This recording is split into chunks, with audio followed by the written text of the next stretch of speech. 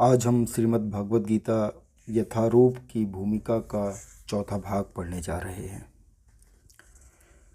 यहाँ पर भौतिक जगत का वर्णन उस वृक्ष के रूप में हुआ है जिसकी जड़ें ऊर्ध्वमुखी अर्थात ऊपर की ओर और शाखाएं अधोमुखी मतलब नीचे की ओर है।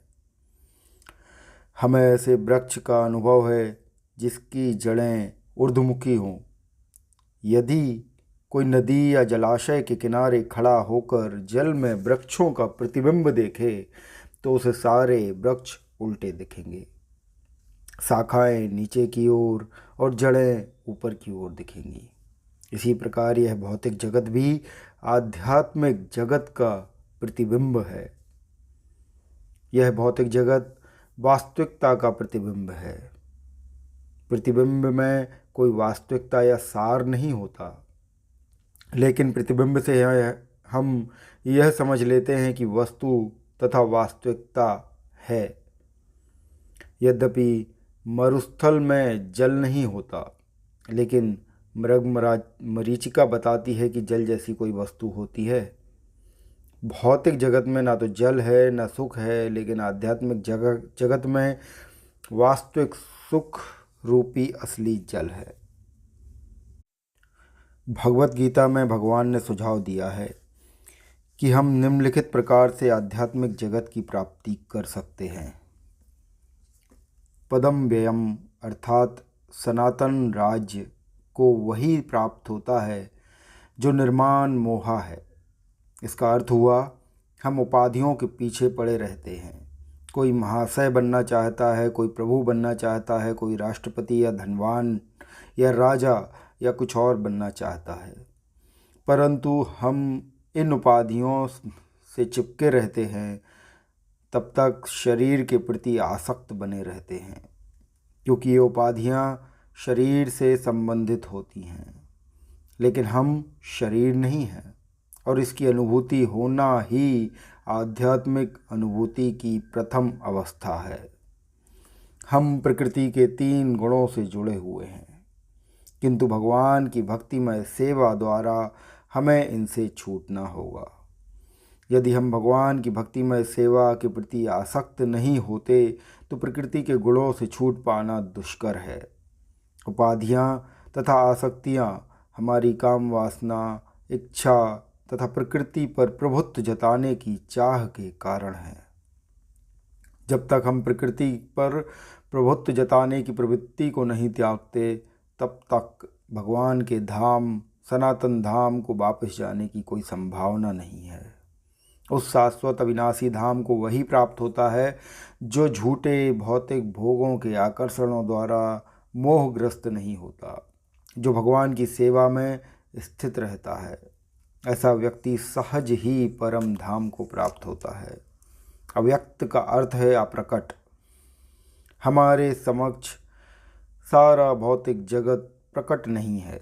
हमारी इंद्रियां इतनी अपूर्ण हैं कि हम इस ब्रह्मांड के सारे नक्षत्रों को भी नहीं देख सकते। वैदिक साहित्य से हमें सभी लोकों के विषय में प्रचुर जानकारी प्राप्त होती है। उस पर विश्वास करना या ना करना हमारे ऊपर निर्भर करता है। वैदिक ग्रंथों में, विशेषतया श्रीमद् भागवतम में, सभी महत्वपूर्ण लोकों का वर्णन है।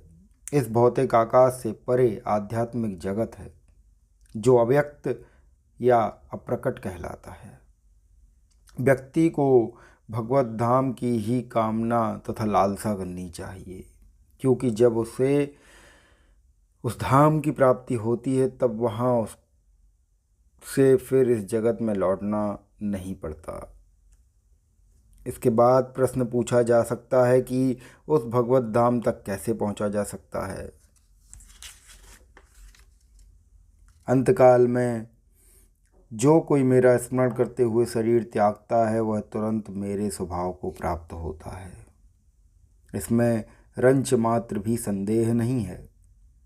जो व्यक्ति मृत्यु के समय कृष्ण का चिंतन करता है वह कृष्ण को प्राप्त होता है। इस पर तो हम कहेंगे कि ये तो बड़ा ही सरलतम उपाय है। जीवन भर अपने भोगों को उचित ढंग से भोगो और अंतकाल में प्रभु का स्मरण करो और कल्पधाम को प्राप्त हो जाओ। तो भगवान कहते हैं कि मनुष्य को चाहिए कि वह कृष्ण के स्वरूप का स्मरण करे, और यदि इस रूप का चिंतन करते हुए वह मर जाता है तो वह निश्चित ही भगवत धाम को प्राप्त होता है। भगवत धाम शब्द परम पुरुष के परम स्वभाव का सूचक है। परम पुरुष सच्चिदानंद विग्रह हैं, अर्थात उनका स्वरूप शाश्वत ज्ञान तथा आनंद से पूर्ण है। हमारा यह शरीर सच्चिदानंद नहीं है, यह सत नहीं अपितु असत है, यह शाश्वत नहीं अपितु नाशवान है, यह चित नहीं अर्थात ज्ञान से पूर्ण नहीं अपितु अज्ञान से पूर्ण है। हमें भगवत धाम का कोई ज्ञान नहीं है, यहाँ तक कि हमें इस भौतिक जगत का भी पूर्ण ज्ञान नहीं है, जहाँ ऐसी अनेक वस्तुएं हैं जो हमें ज्ञात नहीं हैं। यह शरीर निरानंद है, आनंद से ओतप्रोत न होकर दुख से पूर्ण है। इस संसार में जितने दुखों का अनुभव होता है वे शरीर से उत्पन्न होते हैं, किंतु व्यक्ति भगवान कृष्ण का चिंतन करते हुए इस शरीर को त्यागता है तो वह तुरंत ही सच्चिदानंद शरीर प्राप्त करता है। इस शरीर को त्याग कर भौतिक जगत में दूसरा शरीर धारण करना भी सुव्यवस्थित है। मनुष्य तभी मरता है जब निश्चित हो जाता है कि अगले जीवन में उसे किस प्रकार का शरीर प्राप्त होगा। इसका निर्णय उच्च अधिकारी करते हैं, स्वयं जीव नहीं करता। इस जीवन में अपने कर्मों के अनुसार हम उन्नति या अवनति करते हैं। यह जीवन अगले जीवन की तैयारी के लिए है। अतएव यदि हम इस जीवन में भगवत धाम पहुँचने की तैयारी कर लेते हैं तो निश्चित ही इस शरीर को त्यागने के बाद भगवान के ही सदृश आध्यात्मिक शरीर प्राप्त करते हैं। जैसा कि पहले कहा जा चुका है, आध्यात्मवादियों के कई प्रकार होते हैं, ब्रह्मवादी, परमात्मावादी तथा भक्त। और जैसा उल्लेख हो चुका है, ब्रह्म ज्योति में असंख्य आध्यात्मिक लोक हैं। इन लोकों की संख्या भौतिक जगत के लोकों की संख्या से कहीं अधिक बड़ी है। यह भौतिक जगत संपूर्ण सृष्टि के केवल चतुर्थांश हैं।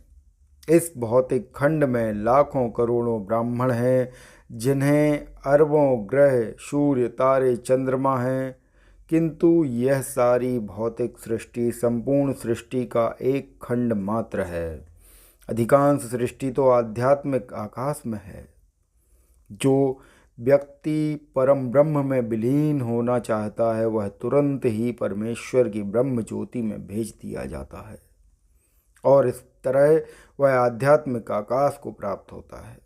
जो भक्त भगवान के सानिध्य का आनंद लेना चाहता है वह वैकुंठ लोकों में प्रवेश करता है, जिनकी संख्या अनगिनत है, जहाँ परमेश्वर अपने विभिन्न पूर्ण अंशों चतुर्भुज नारायण के रूप में प्रद्युम्न, अनिरुद्ध तथा गोविंद जैसे विभिन्न नामों से भक्तों के साथ साथ रहते हैं।